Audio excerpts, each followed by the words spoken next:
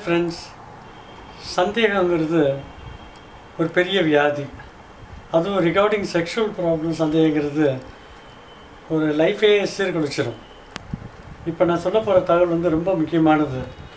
இதை நீங்கள் நல்லா புரிஞ்சுட்டு உங்கள் ஃப்ரெண்ட்ஸு சர்க்கிளில் பரப்புனீங்கன்னா இது யாரோட வாழ்க்கையும் வந்து, அதுவும் எஸ்பெஷலி புதுசாக கல்யாணம் ஆன பொண்ணுங்க மேலே சந்தேகப்படுறது அதெல்லாம் வந்து தவிர்க்கப்பட்டு எல்லாருமே ஒரு நல்ல ஹாப்பி மேரிட் லைஃப் லீட் பண்ணுறதுக்கு வசதியாக இருக்கும்.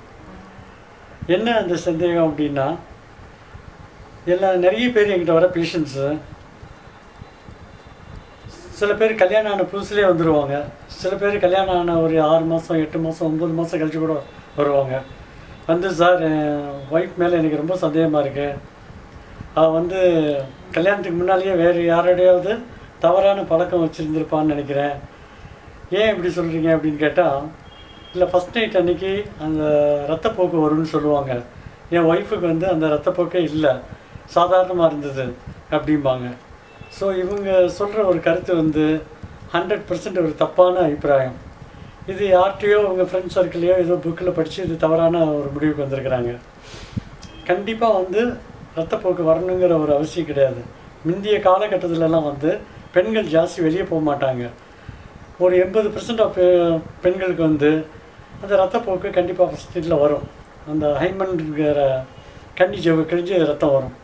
பட் இப்போ உள்ள காலகட்டத்தில் பெண்கள் எல்லாம் வேலைக்கு போகிறாங்க, சைக்கிள் ஓட்டுறாங்க, ஸ்விம்மிங் போகிறாங்க, அத்லெட்ஸ் ஸ்போர்ட்ஸில் கலந்துக்கிறாங்க.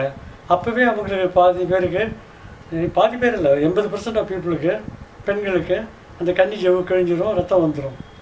ஸோ ஃபஸ்ட் நைட்டில் அவங்களுக்கு கண்டிப்பாக ரத்தப்போக்கு இருக்காது.